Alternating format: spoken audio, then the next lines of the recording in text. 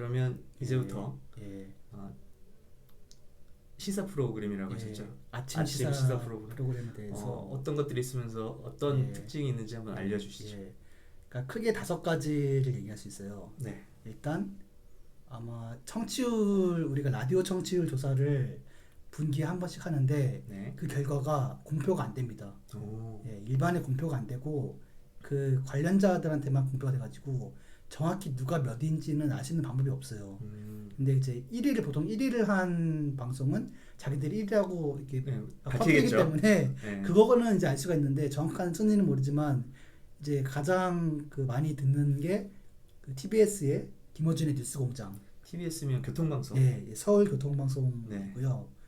이제 김어준 씨가 그 나는 꼼수다라는 팟캐스트로 이제 약간 그 지하에서는 굉장히 인기가 높았지만 큰 팬덤을 만들었죠. 예, 약간 이제 밝은 무대로 나오기가 어려웠는데 TBS에서 김어준 씨에게 그 뉴스공장 앵커를 맡기면서 굉장히 이제 영향력이 더 높아진 이제 메이저 무대에 올라온 정말 언론인으로서 그 존재가 되게 커졌죠. 그래서 김어준의 뉴스공장이 있고 그 다음에 CBS의 김현정의 뉴스쇼가 있습니다. 그리고 KBS의 김경래의 최강시사가 있고 CBS면 기독교 예, 방송. 예. 네. 그리고 MBC의 김종배의 시선집중 그리고 마지막으로 YTN의 노영희의 출발새 아침 이게 총 5가지 대표 프로그램이라고 할 수 있고 이제 저도 조사를 하면서 그리고 평소에도 SBS도 우리 이제 큰 3대 방송사 지상파 방송사 중에 하나인데 왜 이제 라디오에 이렇게 그 이름을 내걸 만한 그 간판 시사 방송이 없을까 했는데 이제 SBS는 그 시간에 김영철 씨 아시죠? 코미디언 네. 김영철의 파워 FM이라는 거를 7시에서 9시까지 넣었거든요. 그래서 거기는 약간 좀 차별화한 것 같아요. 그 시간대를. 예, 그 시간대에 이런 시사 듣기 싫은 사람은 이쪽으로 와서 그냥 이제 좀 편하게 들어라. 근데 네. 재밌는 거는 그 방송이 저희 청취율 1위입니다. 그리고 이제 SBS가 그 얼마 전에 시사 프로그램 박성준 씨라고 네. 그 지하철에서 무슨 카메라로 촬영하다가 이제 무리를 일으켜가지고 사퇴하고 이제 그 프로그램이 거의 폐지됐잖아요. 약간 그런 여주가 예, 있어서. 구설수에 좀 부담이 있어가지고 조금 시사 쪽은 이제 좀 축소를 한 게 아닌가. 그럴 수도 있겠네. 예. 그래서 그 5가지가 현재 그 메이저라고 할 수 있고 제가 그냥 예측하는 순위는 청취율 순위는 김어준 씨, 김현정 씨, 그리고 김경래 씨, 김종배 씨, 노영희 씨 이 정도 순위가 아닌가 생각합니다. 일단 예. 순위는 정확하지 알 수 예, 없으니까. 그건 알 수 없습니다. 일단 예. 특징들을 특징들. 한번 말씀해 주시죠.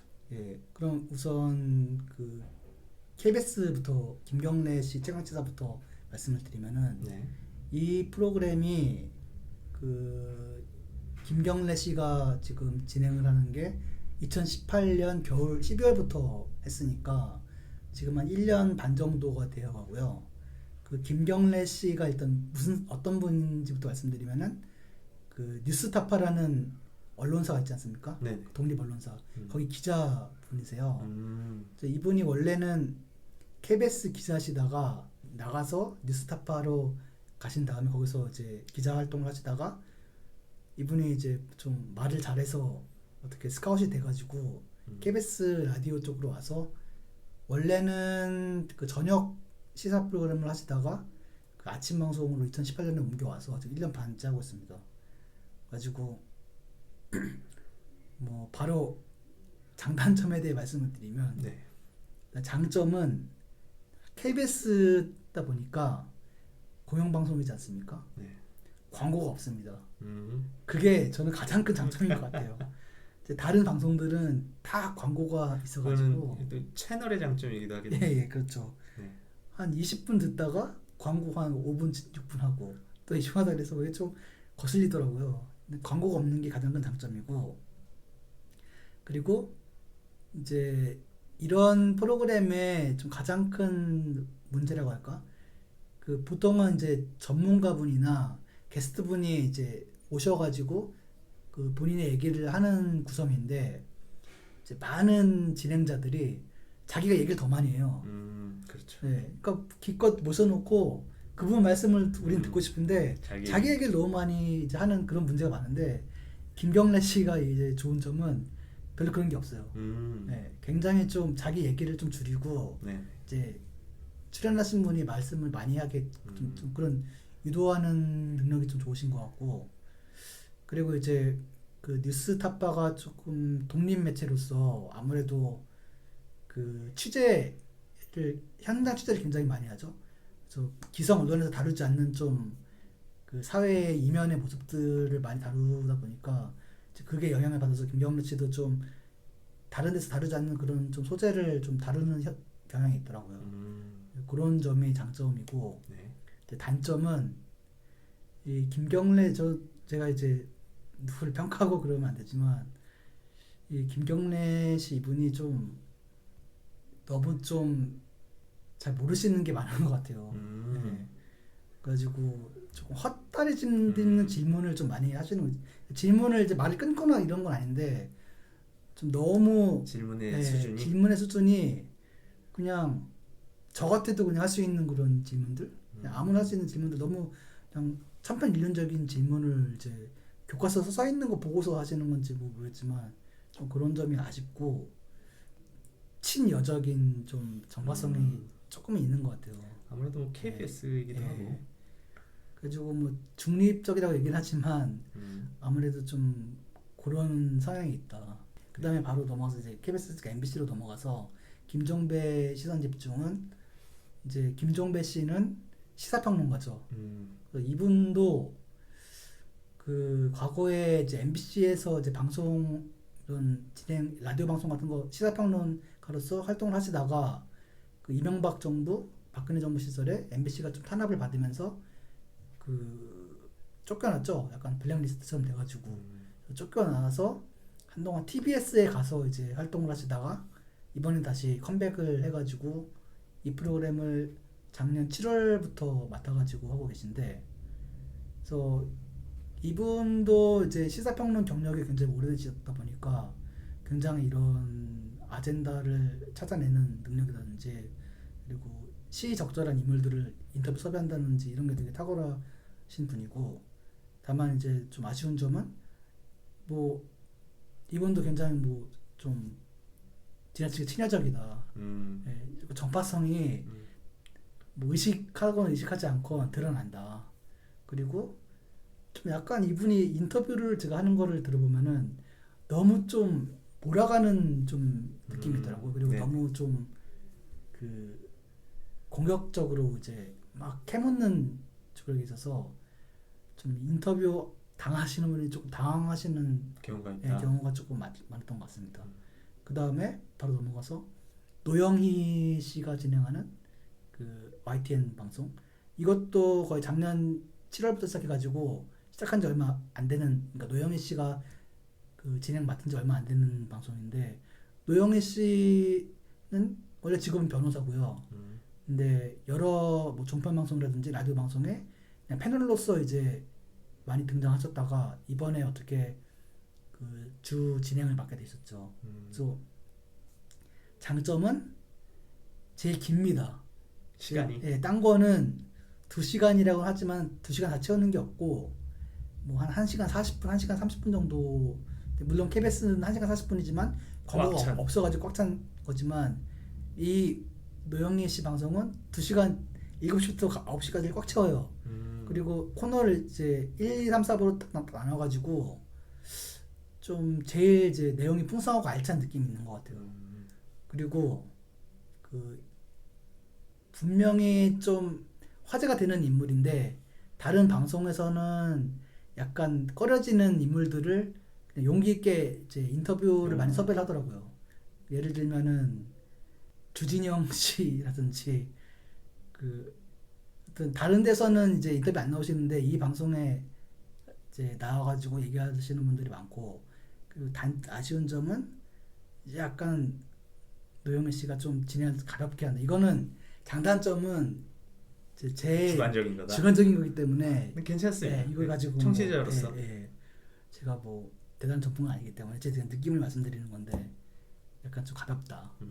그 다음에 이제 김어준 씨의 TBS 뉴스공장 이거는 뭐 2016년 9월이니까 그 이제 박근혜 대통령 탄핵 정국이 막 시작되기 직전에 이제 출범을 한 방송인데 제일 오래된 거네요. 예 아니 이따가 김현정 씨가 더 오래됐어요. 이것도 한 지금 4년 5년째 되고 있는데 굉장한 신드롬이죠. 그리고 뭐 민주당 지지자들은 대부분 이 방송을 다 들으시는 것 같고 뭐 이 방송에 굉장히 이건 이제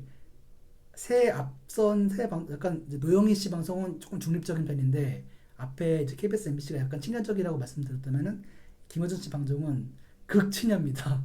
여기는 그 민주당 국회의원들이 서로 출연하고 싶어가지고 이제 안달이 난 것 같아요.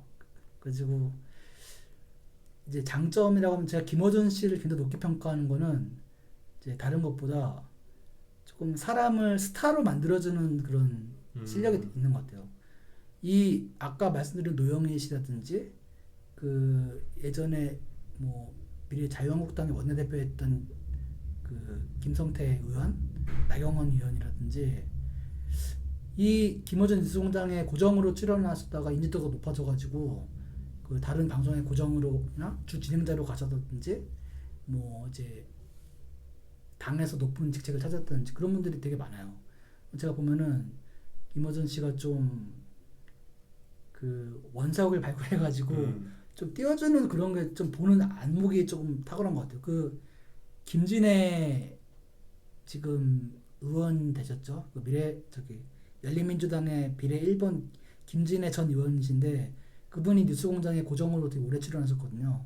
그래가지고 호평을 받고 이제 KBS로 가서 주 진행하시다가 지금 또 이제 거기 오픈 캐스팅에서 가장 높은 득표 얻어가지고 비례 1번으로 국회의원 도 되시고 이제 그런 것처럼 김어준 씨의 이제 그런 능력이 탁월하다는 점. 그리고 단점은 저의 개인적인 의견이지만 김어준 씨 너무 좀 거만합니다. 좀 거만하고 너무 좀 정파적이에요. 네. 그 이번에 열린민주당하고 그 더불어시민당 사이에 조금 이제 긴장 관계가 되면서 김어준 씨는 더불어시민당 쪽에 이제 지지를 하는 입장이었고 그러다 보니까 그 아까 말씀드린 김진애 의원이 김어준 씨하고 굉장히 친하고 한때 그 뉴스공장에서 고정 오래 했음에도 불구하고 각 비례정당의 비례 1번 인터뷰를 하는데 김진애 씨만 이제 인터뷰를 안 주는 거예요. 그래가지고 왜냐면은 이제 더불어시민당이 더 많은 득표를 해야 되고 그쪽 띄워주기 싫으니까 약간 결국에는 인터뷰를 하셨습니다. 하지만 뭐 그런 점이 좀 있다.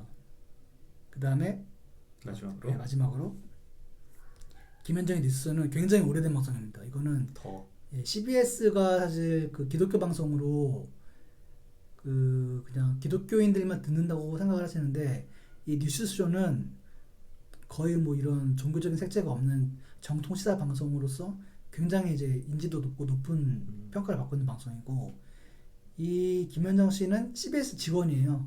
CBS PD이고 다른 진행자들이 변호사라든지 시사평론가라든지 이제 소속이 그 방송사가 아닌데 와가지고 그 진행하는 거랑 달리 김현정 PD는 그 CBS의 PD이고 이분이 2006년 2008년부터 이걸 했습니다. 그러니까 거의 지금 12년째 되죠. 중간에 뭐 육아휴직 등등 때문에 약간 휴직한 기간이 있긴 한데 되게 오래됐고 그래서 이 방송도 중립적이라고 할 수 있어요. 그 다른 방송들에 비하면은 그나마 중립적이고 이 방송의 가장 큰 장점은 아까 노영희 그 씨 방송이 조금 인터뷰 섭외하는 능력이 탁월하다고 했는데 이 김현정의 뉴스는 그거를 훨씬 뛰어넘은 섭외 능력을 자랑합니다. 정말 그 셀럽이라고 할 수 있는 분들을 어떻게 그렇게 다른 방송에 안 나가시는 분들 여기에서 인터뷰하는지 모르겠어요. 그 얼마 전에 김종인 지금 비상대책위원장 가장 핫한 인물 아닙니까? 근데 다른 방송국에는 잘 안 나가려고 하는데 여기는 어떻게 스튜디오까지 나오셔가지고 한 20분, 30분 인터뷰를 하시는 거 보면은 역사와 전통이. 예, 이게 좀 그래도 이게 가장 그 이 방송의 그 장점이 아닌가. 네. 그리고 아쉬운 점은 너무 좀 김현정님이 좀 착한 그런 이미지를 유지하려고 좀 이제 날카로운 질문을 좀 이제 거르시는 그런 느낌이 이게 제 개인적인 생각으로. 네. 예.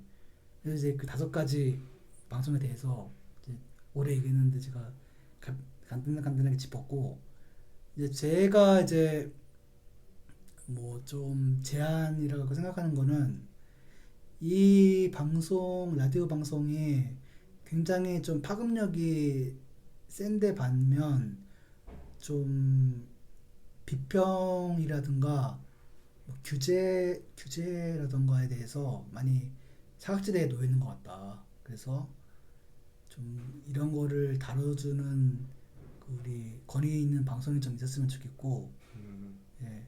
그리고 그 출연자들 패널이 보면은 다 거기서 거기에요.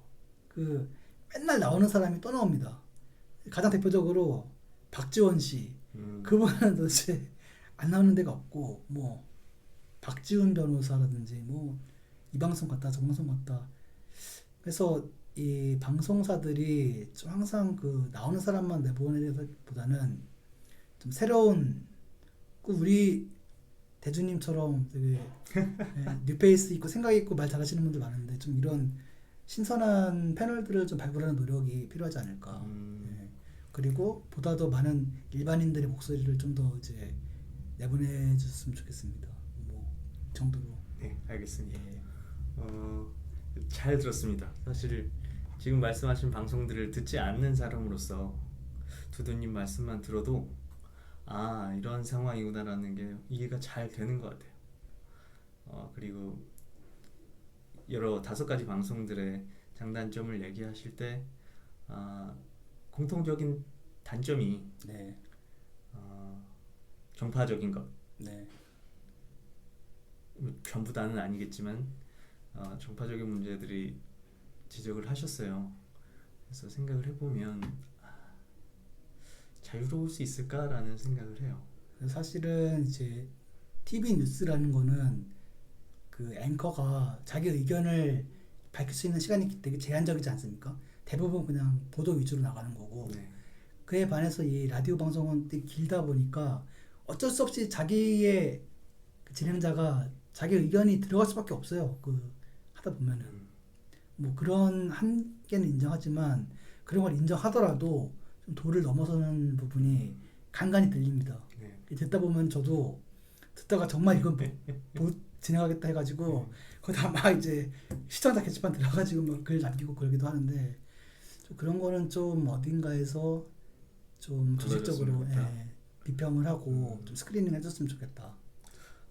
보통 TV는 채널별로 이렇게 자사의 그 방송들을 비평하는 프로그램이 있잖아요. 네. 굉장히 비인기 시간대에 방송이 되긴 하지만 네. 라디오는 아예 없나요? 라디오 방송 중에? 예, 제가 알기로는 없고 그리고 이제 뭐 이거 제가 정확히는 모르지만 TV 방송은 가끔 이제 뉴스 시작하기 전에 잘못된 보도라든지 그런 거 이제 정정보다는 사과 방송 이제 옆에 자막으로 그렇죠. 나가는 경우가 있는데 라디오는 그런 걸 본 적이 자막을 할 수가 없어요. 네. 재미있네요. 일단 자주 듣지 않기 때문에 어쩔 수 없이 옛날 생각이 날 수밖에 없고 옛날에 김어준 씨가 팟캐스트로 확 떴을 때부터 팟캐스트도 들어봤던 사람이고 라디오도 들었고 말씀하신 것들을 제가 막 찾아 듣지 않아도 출퇴근 시간대에 버스에서 들어본 경험이 이제 새록새록 나요. 라디오가 굉장히 말씀하신 것처럼 일반 방송, TV보다 더 친밀하게 느껴지는 이유가 여럿이 듣지만 나에게만 얘기하는 듯한 DJ가 청취자들이 다수이지만 DJ가 한 명이기 때문에 다 같이 대화를 하는 게 아니고 얘기를 들려주는 거잖아요. 그래서 굉장히 강력하다고 느껴져요. 굉장히 공부에 이제 견문을 넓히는데 네. 좀 도움 많이 되는 것 같아요. 이게 뭐 팟캐스트라든지 유튜브라든지 내가 그냥 좀 공부하고 싶은 분야만 정해가지고 들어가서 보는 경우가 많은데 이 라디오는 주제가 다양하고 내가 몰랐던 것도 그냥 음, 들어서 알게 되는 것도 많거든요. 또 이제 경제적인 요새는 경제가 이제 중요하니까 경제적인 거에 대해서도 굉장히 많이 나옵니다. 전문가가 나오셔가지고 이제 좀 몰랐던 거에 대해 설명을 해주고 그 해외 트렌드라든지 이런 거에 대해 이제 얘기를 해주면은 뭐 잘 안 들으시는 분들은 일부러 들을 필요는 없지만 한 번쯤 이제 들어보시면은 생각보다 굉장히 좀 유용한 정보가 많다. 이제 그런 거는 좀 있는 것 같아요. 저도 이렇게 말씀드리고 싶었던 부분이 약간 그분이랑 좀 겹쳐지는 부분이 있는데 아까 제가 말씀드린 것처럼 굉장히 강력하다. 어, 한 사람이 들려주기 때문에 이제 집중을 할 수 있는 구조. 혹은 집중을 안 해도 그냥 쭉 나오는 거기 때문에 집중 안. 보통은 이제 한 사람이 네. 아니고 그 몇 분이 같이 출연하셔가지고 네. 진행자가 물어보면은 전문가 네. 두 분이나 한 분이 이제 얘기를 해주시는 그런 네. 스타일이죠. 예. 그래서 이 라디오가 이렇게 친밀하고 굉장히 메시지를 전달하는데 굉장히 강력한 수단인데도 불구하고 두두님이 걱정하시는 것처럼 약간의 위험 요소들 단점으로 지적되는 것들이 있는데 어, 저도 그 부분을 걱정을 해요. 근데 어떻게 해야 될까? 기본적으로는 이제 걸러듣는 훈련이 좀 돼야 될 것 같아요. 말씀하신 것처럼 내가 찾아 들어가서 보는 부분이라면 내가 찾는 무언가가 있기 때문에 찾는 것과 같지 않을 때는 내가 잘못 알고 있었나? 혹은 내가 알고 있는 게 맞고 얘가 틀린 얘기인가에 대해서 생각을 해야 되겠죠. 예. 하지만 말씀하신 것처럼 찾던 부분이 아니라 방송에서 준비한 내용이 들려왔을 경우 그게 경제 얘기도 많이 말이 나온다고 했고 경제, 정치 뭐 세계 여러 분야에 대해서 나올 때 내가 찾던 분야가 아니기 때문에 무비판적으로 듣기가 굉장히 쉽다고 생각을 해요. 사실 그거는 라디오뿐만 아니라 라디오, TV, 공중파의 특징인 것 같아요. 인터넷은 찾아서 클릭을 해서 선택을 해서 보는 것과 TV는 채널 선택까지만 라디오도 채널 선택까지만 하면 나머지는 일방적이죠. 그게 굉장히 위험할 수 있는 부분이라고 생각해요. 제가 TV를 바보 상자라고 생각하는 것 중에 가장 큰 이유가 그거예요. TV 그 자체, TV에서 나오는 컨텐츠들의 내용 그 자체가 아니라 TV하고 보는 사람과의 관계가 사람이 뭘 능동적으로 하지 않아도 일방적으로 주입이 된다라는 거죠. 그런데 그때 어, 내가 관심 있는 부분이라면 들려 맞지 않는 경우에는 이게 왜 맞지 않을까에 대한 고민이 자동으로 들어갈 텐데 내가 관심이 없는 부분이라면 거의 뭐 무비판적인 수용이 있지 않을까.